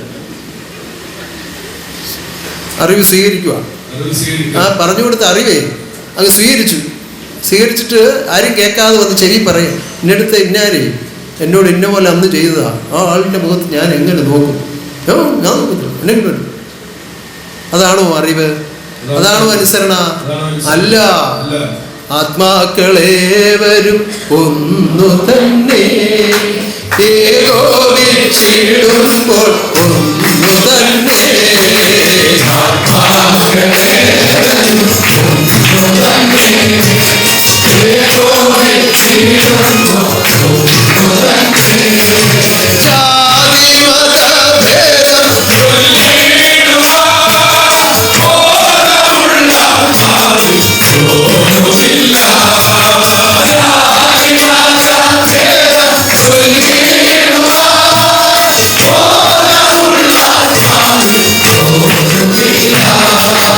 പാടാനും പറയാനും ഒക്കെ വളരെ എളുപ്പമാണ്. ഒന്നാണെന്നുള്ള ഒരു തോന്നൽ എത്തണമെങ്കിൽ ഈ മറയെല്ലാം മാറണം. അതിനാണ് അറിഞ്ഞറിഞ്ഞ് ആരാധിക്കാൻ പറയുന്നത്. കൂടുതൽ അറിയും തോറും നമ്മളിലുള്ള അഴുക്കാണ് മാറിപ്പോകുന്നത്. അല്ലാതെ അവരിലെ ശത്രുത്വം അല്ല മാറുന്നത്, നമ്മുടെ ഉള്ളിലെ ശത്രുത്വം തന്നെയാണ് മാറുന്നത്. ഇന്ന് ഇതേ കാര്യം ഞാൻ എന്റെ മുന്നിൽ വന്ന ഒരു കുഞ്ഞിനോട് പറയുകയും ചെയ്തു. ശത്രുക്കളെന്ന് നമ്മൾ കരുതുന്നത് നമ്മുടെ അറിവുകേട് കൊണ്ടാണ്. നമ്മുടെ ഉള്ളിൽ എന്തെല്ലാം ശത്രുത്വങ്ങളുണ്ട്. നല്ല കാര്യങ്ങൾ ചെയ്യാൻ ആരംഭിക്കുമ്പോ ഇപ്പൊ അത് വേണ്ട പിന്നാട്ടെ എന്ന് തോന്നിക്കുന്ന തോന്നൽ നമ്മുടെ ശത്രുവാണ്. മനസ്സിന്റെ ചലനങ്ങളെല്ലാം നമ്മുടെ ശത്രുവാണ്. നിശ്ചലമായുള്ള ചിത്തത്തിൽ എപ്പോഴും തുള്ളിക്കളിക്കും പരാപരം താൻ. അത് കാണുവാനും അറിയുവാനും അനുഭവിക്കുവാനും തടസ്സം നിൽക്കുന്ന ഈ ചലനം നമ്മുടെ ശത്രുവാണ്. അത് അറിഞ്ഞുകൊണ്ടും അത് അനുഭവിച്ചുകൊണ്ടും അതിനെ മറ്റുള്ളവരിലേക്ക് പകർത്തിക്കൊണ്ടും ഭഗവാൻ പാടി, ശത്രുവാകുന്ന മായയെ അങ്ങ് സംഹരിക്കണേ ദൈവമേ.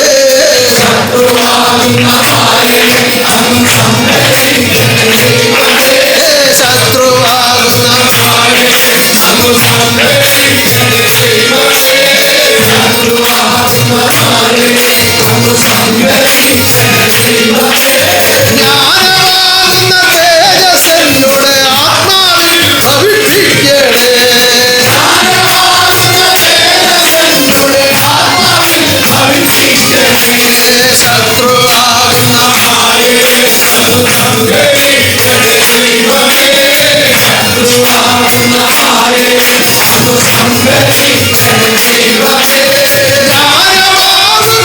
തേജസ്സെന്നോട്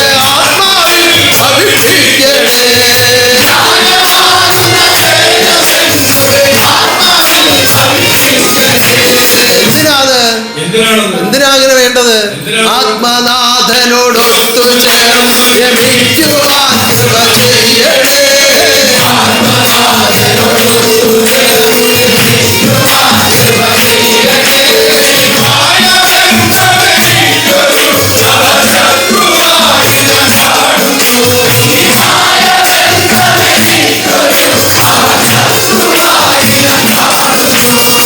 ഭഗവാനെ കാണുന്നത് സുഖമാണെന്ന് വിശ്വസിക്കുന്നവർ കൈ ഉയർത്താം. ഭഗവാന്റെ നിയമം പാലിക്കുന്നത് പരമസുഖമാണെന്ന് അനുഭവമുള്ളവർ കൈ ഉയർത്താം. അപ്പൊ ആ ഭഗവാനോട് ചേർന്ന് രമിച്ചാലുള്ള അവസ്ഥ എന്തായിരിക്കും? ഓ, അതിനേക്കാൾ സുഖം പ്രപഞ്ചത്തിൽ വേറെ ഒന്നുമില്ല. ആത്മനാഥനോടൊത്തു ചേർന്ന് മഹാശത്രുവായി ഞാൻ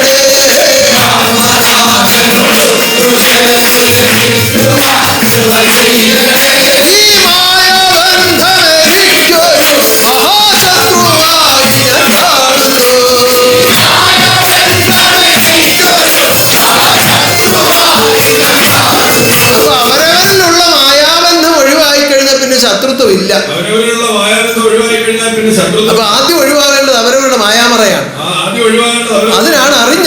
ആരാധിക്കാൻ പറയുന്നത്. അറിയുന്തോറും ഈ മായാവറ മാറിക്കൊണ്ടേയിരിക്കും. അപ്പോഴാണ് നിഷ്കളങ്കമായ സ്നേഹം ഉണ്ടാകുന്നത്.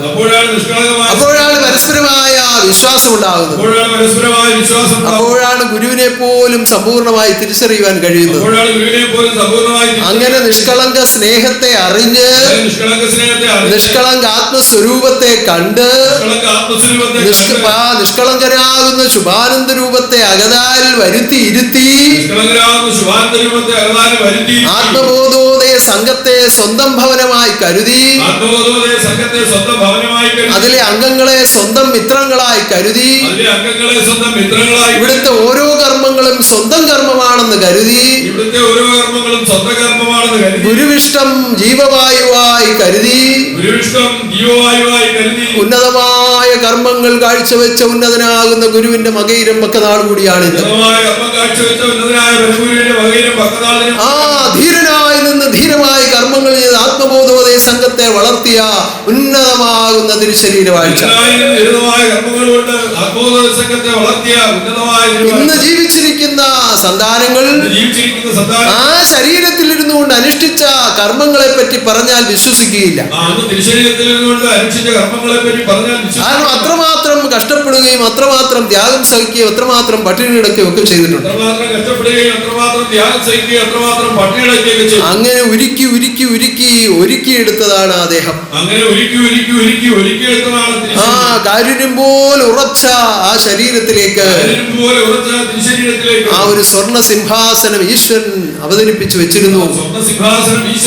അതിലേക്ക് എഴുന്നള്ളി ഇരുന്നുകൊണ്ട് ഉന്നതനായ ഗുരുവിന്റെ വാഴ്ച മകയിരമായി ഞാൻ കണ്ടു ലോകേ മകയിരമായി ഞാൻ കണ്ടു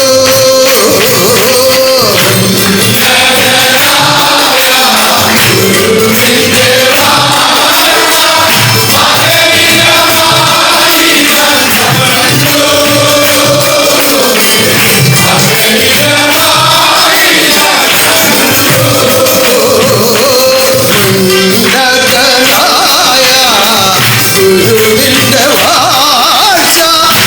മകയിരമായി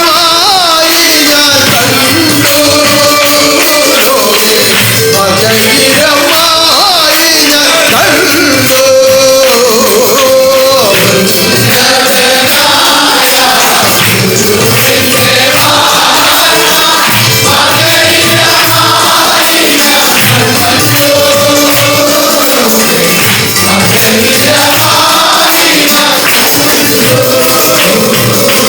നിഷ്കളങ്ക സ്നേഹത്തെ തിരിച്ചറിയാൻ കഴിയാതെ പോയ അനേകം ജന്മങ്ങളുണ്ട്. കാരണം ആ ശബ്ദവും ആ രീതിയും അതൊക്കെ അങ്ങനെ കാരിരുമ്പ് പോലെ ഉറച്ചു വന്ന ജീവിത വഴികളിൽ കൂടി രൂപപ്പെട്ടു വന്നതായിരുന്നു. സ്വഭാവ രീതികളും കാരണം കഠിനാധ്വാനം ചെയ്യുകയും ആ പലവിധ ശത്രുത്വങ്ങളെ എതിർത്ത് നേരിടുകയും അതിനെയൊക്കെ വിജയിക്കുകയും ചെയ്തു വന്നപ്പോൾ അതിൻ്റെതായ ഒരു കാഠിന്യം എല്ലാ കാര്യങ്ങളിലും ഉണ്ടായി. എന്നാൽ ഉള്ളിന്റെ ഉള്ളിൽ ഈ പരമസ്നേഹം അങ്ങനെ നിറഞ്ഞു തുളുമ്പുന്നുണ്ടായി. ആ ശബ്ദം കൊണ്ട് ശാസനങ്ങൾ കൊടുക്കുമ്പോഴും ഹൃദയം കൊണ്ട് അനുഭവമായിരുന്നു കൊടുത്തുകൊണ്ടിരുന്നത്. അങ്ങനെ സുഖാനുഭവങ്ങൾ ആ തിരുശരീര വാഴ്ചയിലൂടെ ലഭിച്ചിട്ടുള്ളവരെല്ലാവരും കൂടി ചേർന്ന് കൈയടിച്ചു കേട്ടാക്കും. ഗുരുവിന്റെ വാഴ്ച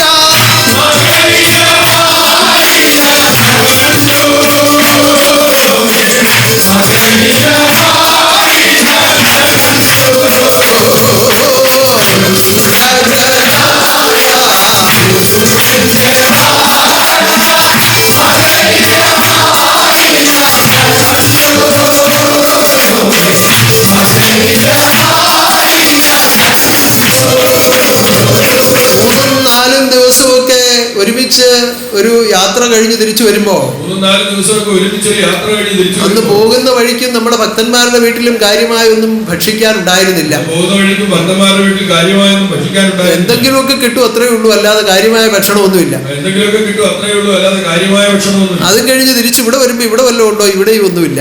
അത് കഴിഞ്ഞ് തിരിച്ചു വരുമ്പോൾ ഇവിടെ വല്ലതും ഉണ്ടോ? അപ്പൊ സ്വന്തമായൊരു ഭവനമുണ്ട്, കുഞ്ഞുങ്ങളുണ്ട്. സ്വന്തമായൊരു ഭവനമുണ്ട്, കുഞ്ഞുങ്ങളുണ്ട്. അവിടേക്ക് ചെല്ലുമ്പോ അവിടെയും കാര്യമായിട്ടൊന്നുമില്ല. അവിടേക്ക് ചെല്ലുമ്പോൾ അവിടെയും കാര്യമായിട്ട് എങ്ങനെയെങ്കിലും ഇച്ചിരി കഞ്ഞി ഉണ്ടാക്കി വെച്ചിട്ടുണ്ടായിരിക്കും.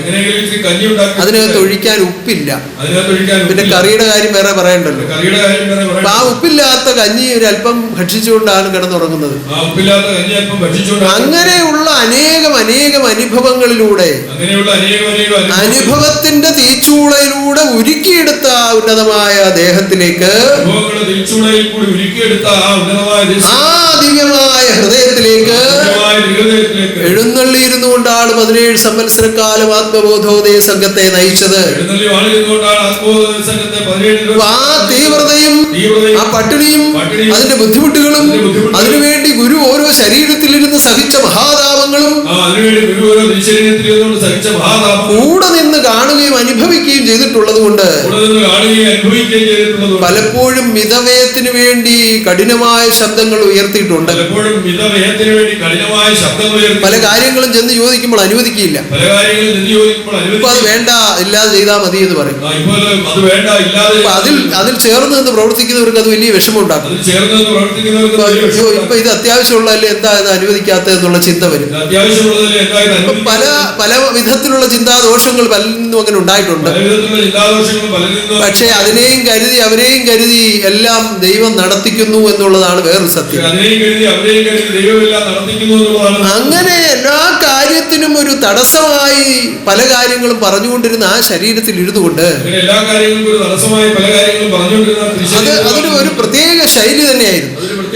എന്ത് കാര്യത്തിന് വേണ്ടി ചെന്ന് അനുവാദം ചോദിച്ചാൽ ആദ്യം ഇപ്പൊ അത് വേണ്ട എന്നൊരു അഭിപ്രായം പറയും. എന്തിനാണ് അത് പറയുന്നത്? അതിന്റെ പ്രയാസം ഈ അപേക്ഷക്കാരൻ മനസ്സിലാക്കുകയും കൂടുതൽ ആശ്രയിക്കുകയും ഈ ധർമ്മധനം മിതമായി വ്യയം ചെയ്യുകയും ചെയ്യണമെന്നുള്ളതാണ് അതിന്റെ ലക്ഷ്യം. ആ ഹൃദയ നിലവാരത്തോടുകൂടി വീണ്ടും അപേക്ഷിച്ചാൽ വീണ്ടും അത് അനുവദിക്കുന്നു. അങ്ങനെയാണ് ഇവിടെ നടന്നുകൊണ്ടിരുന്നത്. അങ്ങനെ പറഞ്ഞുകൊണ്ടിരുന്ന ആ ശരീരത്തിൽ ഇരുന്ന് ഒരു ദിവസം വളരെ അത്ഭുതമായ ഒരു സന്ദർഭത്തിൽ ഒരു 101 രൂപ എടുത്ത് നെഞ്ചോട് ചേർത്ത് പിടിച്ച് ഈ ശരീരത്തിലേക്ക് ഏൽപ്പിച്ചിട്ട് നല്ല ഗോപുരം ഉണ്ടാക്കണം, അതിന് എത്ര രൂപ വേണമെങ്കിലും ഞാൻ തരാം എന്ന കൽപ്പന ഉണ്ടായപ്പോൾ ആദ്യം ഒരു അത്ഭുതമാണ് തോന്നിയത്. കാരണം എന്ത് അത്യാവശ്യത്തിന് ചോദിച്ചാലും വേണ്ട വേണ്ട എന്ന് പറയുന്ന അവസ്ഥയിൽ നിന്ന് എന്ത് വേണമെങ്കിലും ഞാൻ തരാം, എത്ര ധനം വേണമെങ്കിലും തരാം എന്ന് കൽപ്പിച്ച കൽപ്പന കേട്ടപ്പോൾ അത്ഭുതം തോന്നി. ആ പാദത്തിൽ വീണ് നമസ്കരിക്കുകയാണ്. ഇതാ തിരുശബ്ദമാണ് ഉയർന്നുകൊണ്ടിരിക്കുന്നത്. അത്ഭുത പുരുഷന്റെ തിരുശബ്ദം ഉദ്ഭവമാക്കി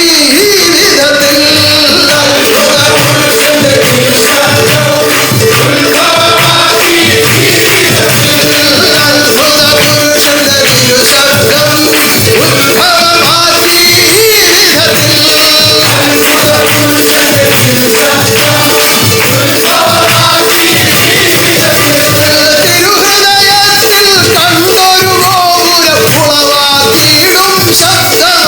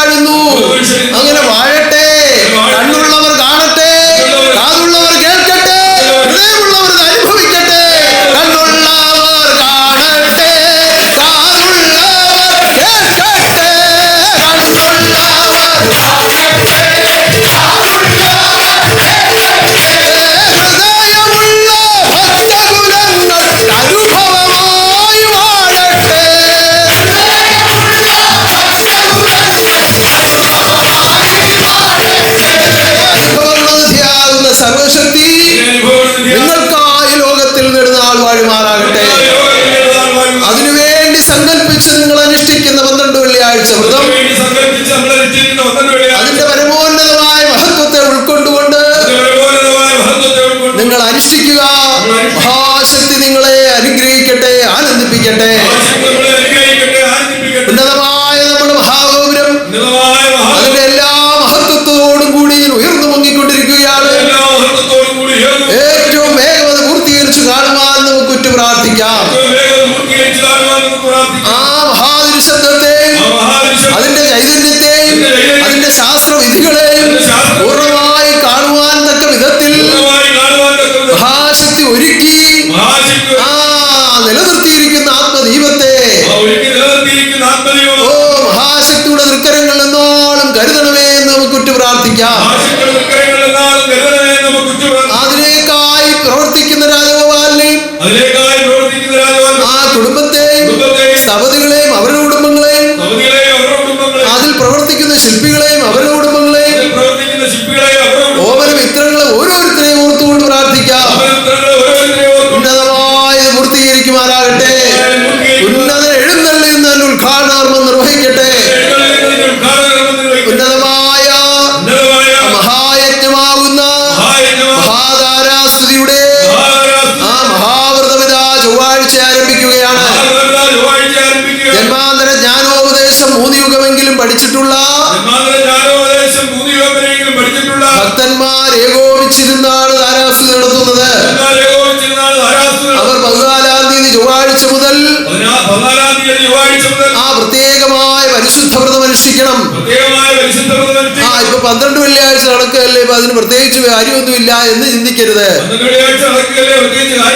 12 വെള്ളിയാഴ്ച നടക്കുമ്പോൾ അതിന് പ്രത്യേക സങ്കല്പം, താരാസ്തുതിയിൽ പങ്കെടുക്കുമ്പോൾ അത് വേറെ സങ്കല്പം.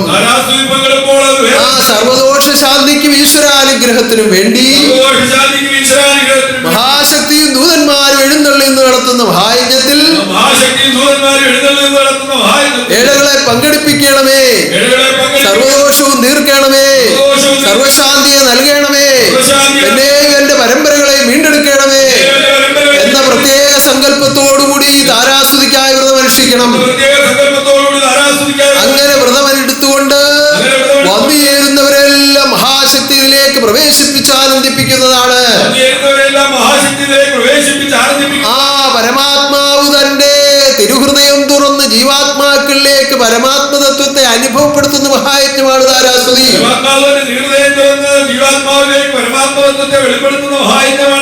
ആ ഉന്നതമായ ഒരു അവസ്ഥയാണത്. ആ പുറമേ നിന്ന് നോക്കുമ്പോൾ എല്ലാം ഒന്നുപോലൊക്കെ തോന്നിക്കും. ആ ഞായറാഴ്ച ആരാധനയ്ക്ക് വന്ന് കണ്ടിട്ട് പോകുന്നവർക്ക് താരാസ്തുതി കാണുമ്പോഴും ഇങ്ങനെയൊക്കെ ഉള്ളൂ എന്ന് തോന്നിക്കും.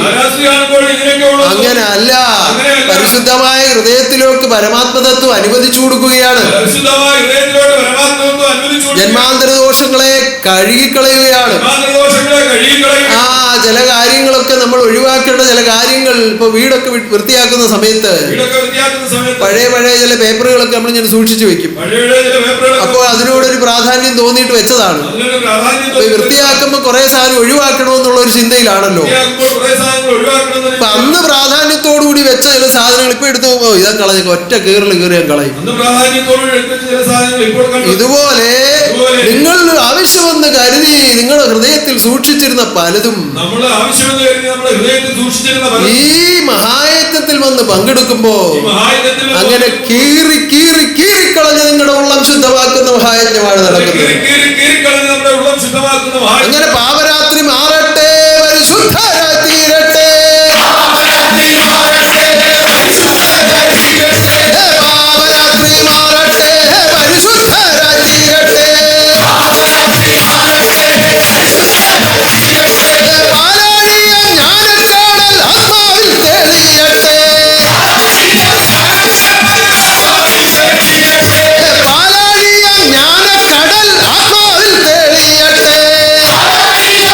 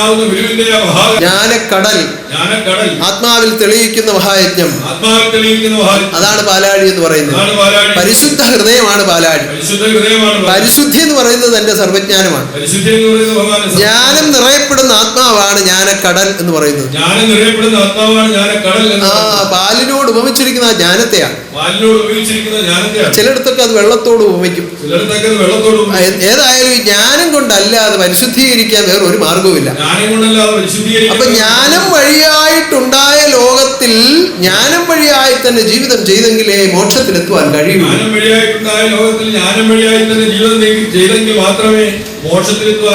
അതിനുവേണ്ടിയാണ് ഈ പരിശുദ്ധ വ്രതങ്ങളൊക്കെ തന്നിരിക്കുന്നത്. മടികൂടാതെയും മൗനം കൂടാതെയും അവരവരുടേതായ കൈകടത്തലുകൾ ഉണ്ടാക്കാതെയും ശുദ്ധമായ ചിത്തത്തോടുകൂടി ഗുരുവിനെ അകതാൽ പ്രതിഷ്ഠിച്ചുകൊണ്ട് മനസാക്ഷി കുറ്റങ്ങൾ ഒന്നും വരുത്താതെ നിഷ്കളങ്ക ഭക്തിയോടുകൂടി വ്രതമെടുക്കുക. ഉന്നതമായി താരാസ് നടത്തപ്പെടുമാറാകട്ടെ. മഹാതീർത്ഥാടനം ഉന്നതമാകട്ടെ. യുവജനസ്തുതി ഉന്നതമായി നടത്തപ്പെടട്ടെ. തറത്വ വൃതാചരണം ഭക്തി നിർഭരമായി നടത്തപ്പെടട്ടെ. നടക്കേണ്ടുന്ന ശാഖാശ്രമ വാർഷികങ്ങൾ നമ്മുടെ പടയണിപ്പാറ ശാഖാശ്രമത്തിന്റെയും ഡൽഹി ശാഖാശ്രമത്തിന്റെയും വാർഷികം അടുത്തു വരികയാണ്. അത് ഉന്നതമായി നടത്തപ്പെടുവാൻ ഈശ്വരൻ അനുഗ്രഹിക്കട്ടെ. ഇന്നേ ദിവസവും അനേകം ആളുകൾ സത്യം സ്വീകരിച്ചു. ആ കൂട്ടത്തിൽ ഒരു കാഷായ വസ്ത്രധാരി കൂടി ഉണ്ടായിരുന്നു. അദ്ദേഹവും ഇപ്പോൾ ഇവിടുത്തെ അംഗമായി ചേർന്നിരിക്കുകയാണ്.